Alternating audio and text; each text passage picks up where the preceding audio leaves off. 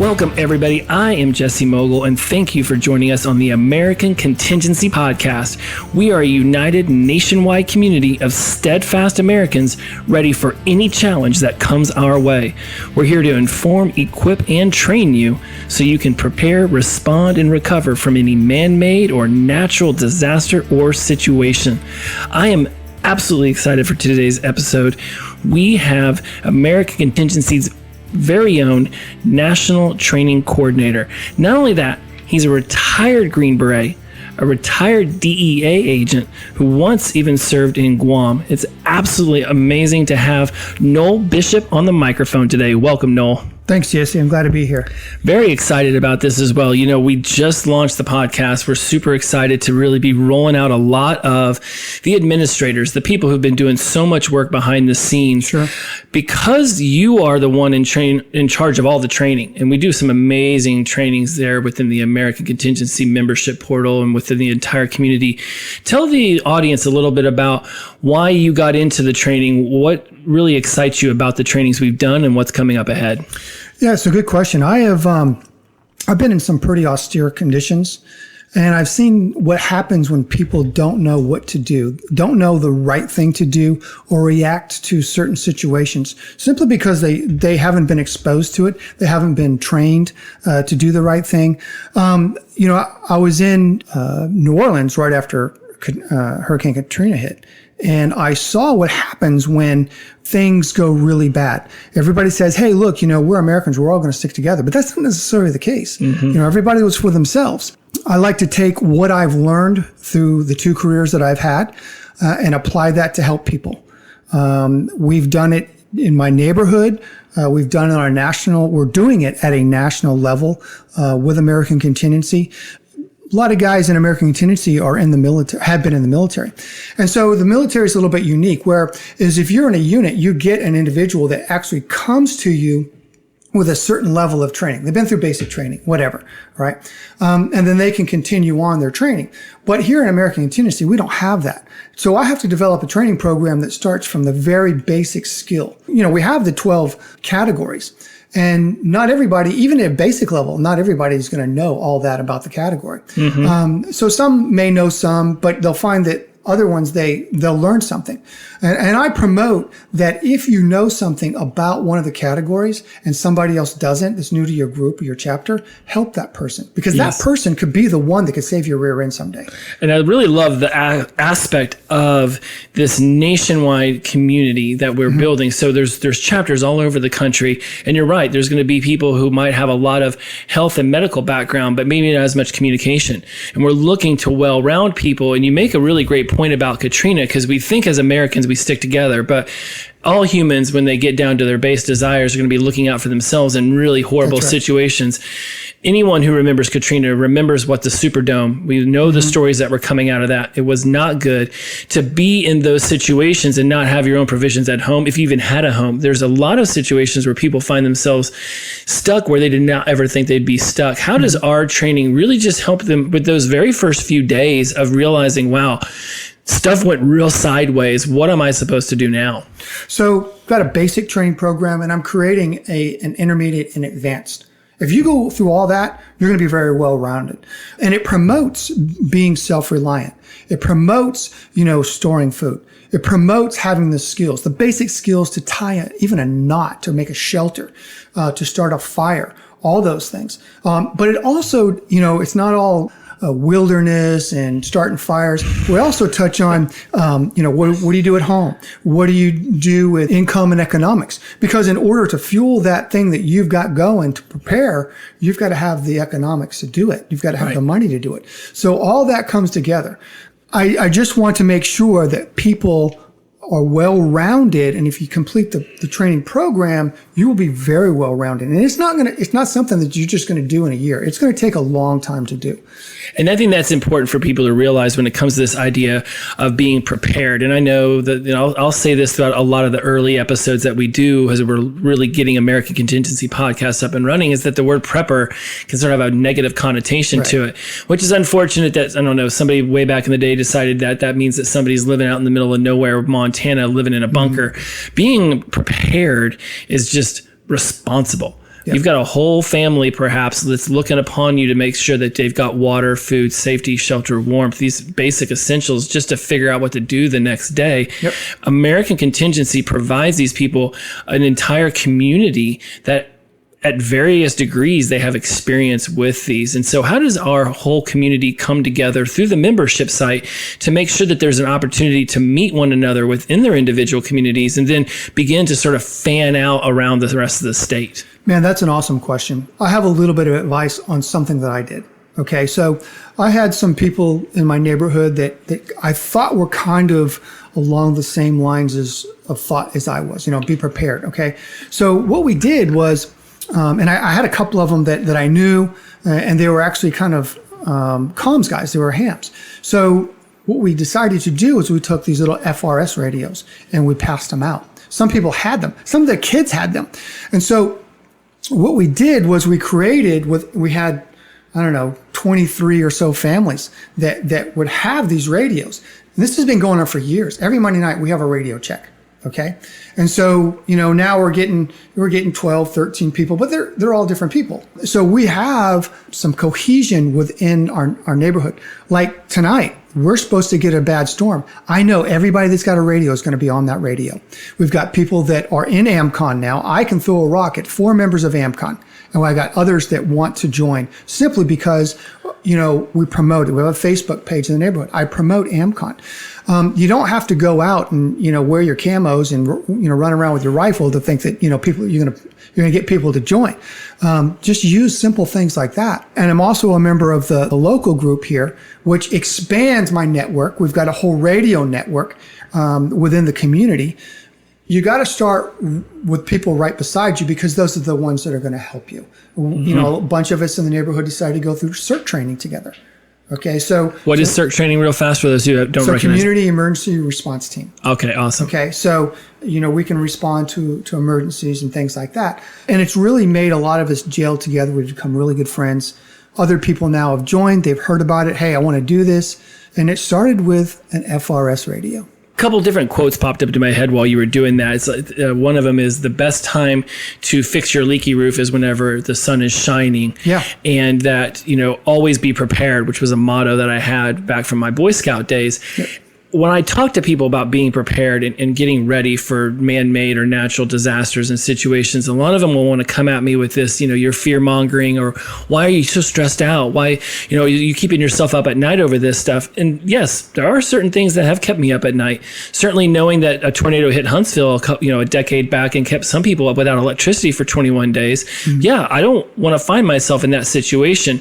When you do have some of these skeptics come up and say, this is all fear-mongering, why am I worried about this, that, or the other? Why should I spend all this time training for something that may never happen? What is an example of a story you could share with our audience of where you've discussed this with somebody and they've had an aha moment and said, you know what, maybe the best time, a healthy man has 1,000 wishes, a sick man has one. When you're stuck in the middle of a disaster and you wish that all of a sudden you had water or a generator, it's a little too late to be thinking about that as water's creeping up in your living room. But I tell people it's not about you. It's about your family, about your neighbor. It's about the people beside you. April 27th, 2011, we had the bad tornadoes come through. That was an eye-opener for a lot of people, including myself. I always pushed off getting a generator. I didn't have a generator. Fortunately, Walmart opened up, and I went down and paid cash for it the day after. And I got kind of caught with my pants down. But I overcame, and so I never made that mistake again. And I told myself, I'm never going to allow my family to be in that situation again. My motto is, don't think that it will never happen to you, because it will. Mm-hmm. And you always plan for the worst and hope for the best. Okay. I have come a long way since those tornadoes. I always had the mindset, but I didn't really think it was really going to happen, and it did. Mm-hmm. And now I will never allow that to happen to my family. I will never allow it to happen to my neighbors. If I can touch anyone to help them, I will, because I remember myself in that situation. That's powerful. It's powerful. And I'll tell you what comes to mind. And again, my brain just starts connecting all these dots. I remember watching something on YouTube about preparedness and readiness.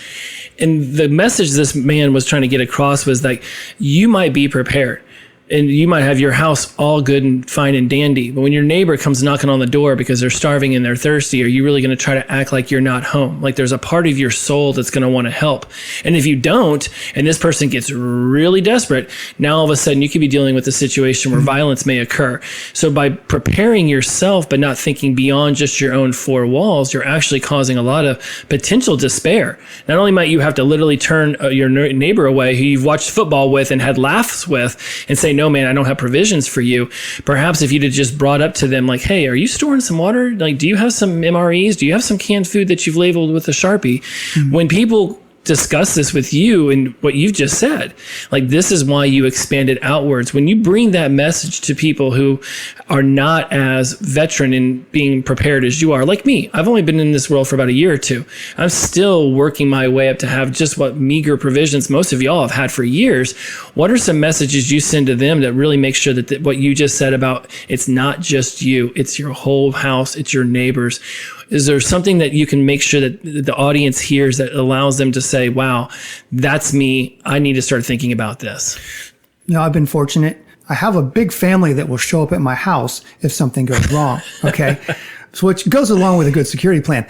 But I know that there are neighbors, there are friends of mine. I am not. People say, well, someone come to my door, I'm just going to shoot them. No, I'm not. I'm going to help them. I'm a Christian. And I'm going to do what I can to help them.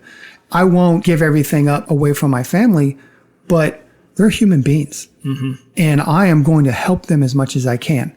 I am certainly not going to turn someone away who's thirsty because I can make all the water I want because I got filters. I'm backed up against a river, so I can just filter it. And if they want to be a part of what we have, then I will give you a job. But if you start turning people away and getting violent with them, that will only come back to haunt you, in my opinion. Now, there may be times if they get violent, you have to do something about it to secure your family. I'm not one that will go straight to violence. I am not going to do that. Yeah, when a wolf is backed up against a wall, they're going to push back. I write a lot of the stories that go into AmCon's membership site, and I remember one of the ones I finished up with about having food and water and all that stuff prepared is that all societies are about 72 hours or 9 meals away from anarchy. Right. Next thing you know, you find your whole community, your neighborhood just gets wiped out by a tornado, and people, they might be friendly a day or two. All of a sudden, day 3, 4 roll around, and they barely had 20 ounces of water a day, and they've had no solid food. But anger and emotions are going to come out. Absolutely. And I've been hungry. I know what it's like. And if I know that if my kids were that hungry, it would break my heart. And I get it, Or, you could, like I said, I'm up against a river. There's fish in that river. So, I don't have a lot of food, but take this fishing pole and go down there and catch your own fish. And that gives them some hope. Like maybe with this fishing pole and this hook, I could actually do this myself for a little bit, So, there's all kinds of ways. You just got to think through it because you bring violence on somebody and then and other people hear about it. That could come back to haunt you, in my opinion. Absolutely, especially at night while you're trying to sleep. Absolutely. Right? Yeah. You have a big family there. Other people, it may only be 3 or 4. It might be a husband, a wife, and 2 kids. Yeah. Again, this is why you will build a neighborhood. Now, all of a sudden, you have multiple houses watching each other's backs. Mm-hmm. And I love how you talked about how, hey, if you're going to come over to my house, I got a job for you.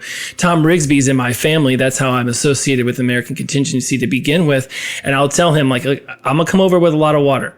I'm going to come over with some food. Mm-hmm. I may not have enough for how long we're hunkering down, but what I promise you I am bringing is I'm bringing labor and energy to do things around the house. So if we need to, fill up sandbags because here comes the water, don't worry. I'm out there at 3 a.m. for you.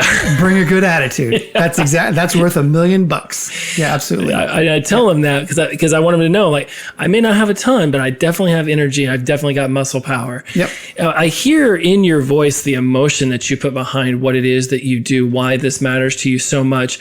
What inspired you to get involved with American Contingency? I mean, Mike Glover, who started this, he is also a former Green Beret. Mm-hmm. So you do have that brotherhood going for you, even though I don't think that you serve together. But there's a lot of opportunities to be involved with organizations that can care in some way about what American Contingency does. Being involved with them the way I am, I see the vastness of what they're doing by building this nationwide network of communities. But when you first heard about it, what inspired you to get involved in the way that you have, literally creating all of the training programs? I met Tom. I actually created a radio network here in Huntsville, and I had a business. As firearms, we did active shooter training and planning for churches, businesses, all kind of security stuff. And some of my students were AmCon members. And so they showed up when I was briefing this network, and I kind of got involved and learned more and more about AmCon. I liked it. And so I noticed on the website they didn't have a training guy. And I did a lot of that in the military. And then in DEA, we train all the time. But planning is kind of what I did. Planning training, especially as a lieutenant or captain, understood how you manage training, your assets and things like that. I called Tom up and talked to him about it. We had lunch, and he told me what he wanted for the program. And that's something I think that I felt at the time I could deliver. And I think that I am delivering that. Mm-hmm. And so it just kind of steamrolled down the hill. And now we're in this thing. And now we'll tell you it's changed a couple of times. It's changed. Flexibility is key. We're going down this path, and maybe let's change it this. But that's fine because we're making it better. That's kind of how I got started in it, how I got with American Contingency. I really enjoy it. I was out in Bowie, Texas, on that event, and I try and go to as many events as I can to support the groups in the regions. And I love camping. What other job, do you get to go camping? Well, the military, you get to lay down by a tree, but but I actually get a tent. So. See, you provide your own tent in American Contingency. You can sleep outside. And I think when I heard about y'all going and doing that trip down in Texas, especially because you and Mike Lott and Tom Rigsby, we're all here in Huntsville together, right. Which is, perhaps it's a measure of convenience that we're all so close. And that's how it all worked out that we have the positions that we do within American mm-hmm. Contingency. For those people who are spread out around the country, you touched upon it a little bit in passing in this conversation so far, but I do want to touch upon the regional coordinators and how we're building these local chapters, because that's really how we're helping the local communities organize, to build resiliency, to be prepared. What are some of the key strategies and resources that we use in these efforts to help people around the nation build up their own chapter and start to really have a difference makers in their own communities? That's a great question. I have learned a lot and have gotten to know a lot of people all over the United States now. And whether it's going to these different events and meeting people all over the United States or getting to know the people in your chapter, that is vitally important, because those are the people that are going to come help you. Those are the people that you're going to depend on. If you're not in a local group or chapter, reach out for your regional coordinator, your state coordinator. They want you to be in a group. You need to be in a group mm-hmm. because what is it? Tom says 30 minutes, 30 miles, 15 people. Here in Madison County, we've got quite a few members, and I am fortunate that I've got 4 members and it's going to be more, but 4 members right now in my neighborhood that I know that I can depend on. So get to know these people. Yes. Whether it's right down the street from you, whether it's in the county group, or, it's someplace across the nation. Yes. Build those relationships, and that is vitally important. So recently, I think it was a week or so ago, some tornadoes hit out there by Hartselle, I think it was. Mm-hmm. So I have a friend who's out there. Literally, the tornado went through her backyard. It killed her next door neighbor. Like, it destroyed her house, walks away rather unscathed. Mm-hmm. It's devastating to hear people are dying, and it's great to hear that her house managed to make it. And I remember asking her, like, how prepared were you for that? Did you have provisions? And she's one of those people who listens to me. She's like, oh yeah, we had water, we had food, we had blankets, we already knew where we were going to hide. Mm-hmm. And we have some friends around the community that were willing to take us in if our house was damaged. There's a lot of people who may not have family nearby or have those friends. Right. American Contingency all of a sudden becomes a place where your house gets torn down by a tornado 17 miles away. They may be perfectly fine, and they could be coming to your rescue, helping you get your valuables out, putting you in their house for a couple of weeks while you get your life back in order. And I think that speaks volumes for how much our community is willing to step forward and help, mm-hmm. but also how much that if you don't put in the effort to build those relationships beforehand, then you could be stuck dealing with all of this stuff in a FEMA line. And we all know how that can work out. I completely agree. In the time that I've been in American Contingency, I have made some extremely good friends, people that I know I can count on. Tom, Mike Lott, all these guys. We get together, we're calling each other. We are making sure that what we are providing also as friends and as staff members are the right thing that the members need, whether it's training, whether it's operations, whether it's just directing which way American contingency is going. We can sit down and we can have candid conversations because we're friends. Yes. And we can have candid conversations because I know all the regional coordinators. I can jump on the regional coordinator's call. I can say whatever I need to say as a training coordinator, and I will receive whatever input they give me because I know that these guys are trusted, we're friends, and that means a lot to me. It does. It builds those relationships, and I can't emphasize that enough. For humans, we are naturally drawn to have connections. And whenever things go sideways, we really want to have those connections. And one of the interesting things I love about our member site is that there's a whole portion that's dedicated to weather. When bad weather is going through Idaho or Buffalo or Huntsville, like, it seems that the entire nationwide network knows this is getting ready to go down there. We have a whole weather portal. We've trained people how to be able to report back to the members and to the site and say, hey, this is the weather that's going on. How have you seen the implementation of this really provide positive changes in communities that have implemented this ability to monitor weather, to report back? They've implemented these disaster preparedness measures. What kind of hope do you see them being able to feel when the weather starts to barrel down and the dark clouds start coming? Glad you said that, because when things go bad, whether it's a weather situation, what have you, we stand up an operations center. I'm usually a part of the operations center, and whatever region is getting hit by that weather event, that regional coordinator is in the operations, and it's a Zoom call. That regional coordinator is now coordinating with the state coordinators, asking, who do we have in that zone? Or do we have anybody? And as it continues to go on, we have our database that we can figure out who is in it. And then we can call those individuals personally to see, hey, you all right? Do you need anything? If they need something, then it's coming. It's coming because we have the resources. We've got the radio network to do it. And we've got the manpower. So for you members out there, especially you new members, know that if you are in trouble, our mission is to come to you. And I think that's worth $10 a month. Yeah, it's totally you know worth what I'm saying? $10 a month. It really is. and know that you don't know how much support will come to you till you ask. And I know for a lot of people, especially me, I've lived a lot of solo life. I'd left my family at a young age and I started going around. I became very self-sufficient. Knowing that there is a time where it's not a sign of weakness to reach out for help, it's actually a sign of strength, and knowing that the American Contingency Network is there for you. I think that's something that it's important for you. Like you said, old members, new members, if you don't realize that this stuff's going on over here, I want to make sure that you go into the membership portal, figure out how to get more involved, make sure you know the people in your area, be there for their help when they need it, because I promise you they'll be there for your help whenever you need it. And build those relationships.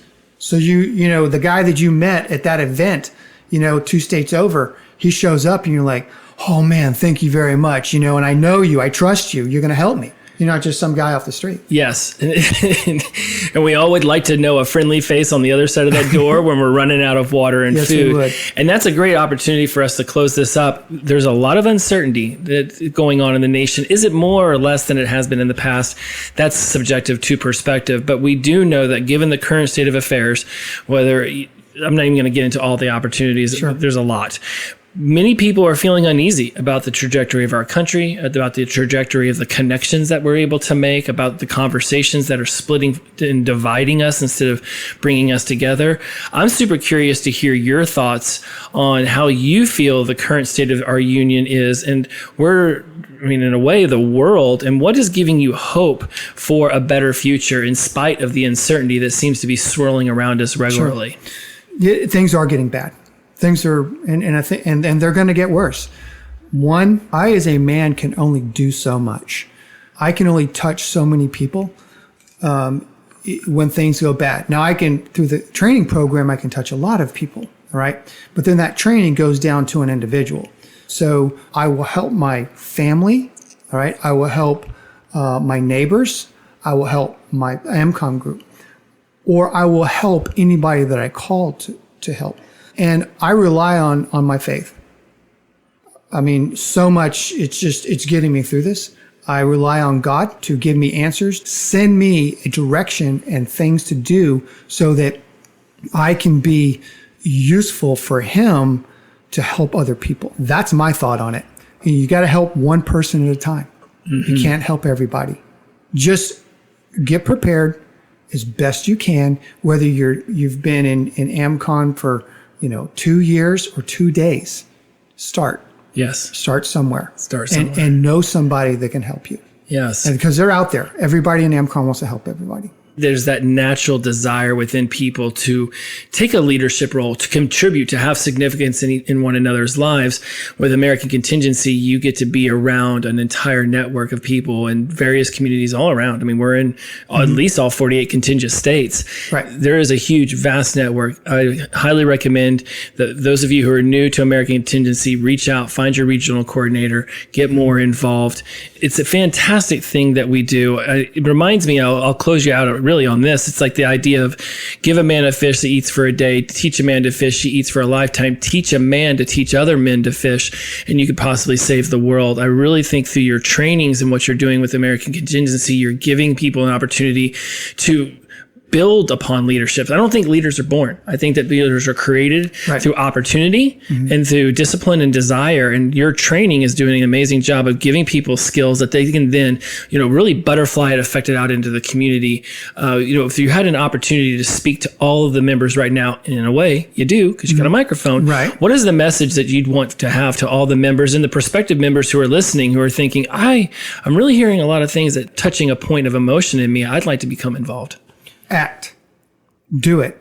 We have a wonderful website, but the most important thing is that's good for connecting, so forth and so on. But get off the couch. Go out there. Learn these skills. Meet these people.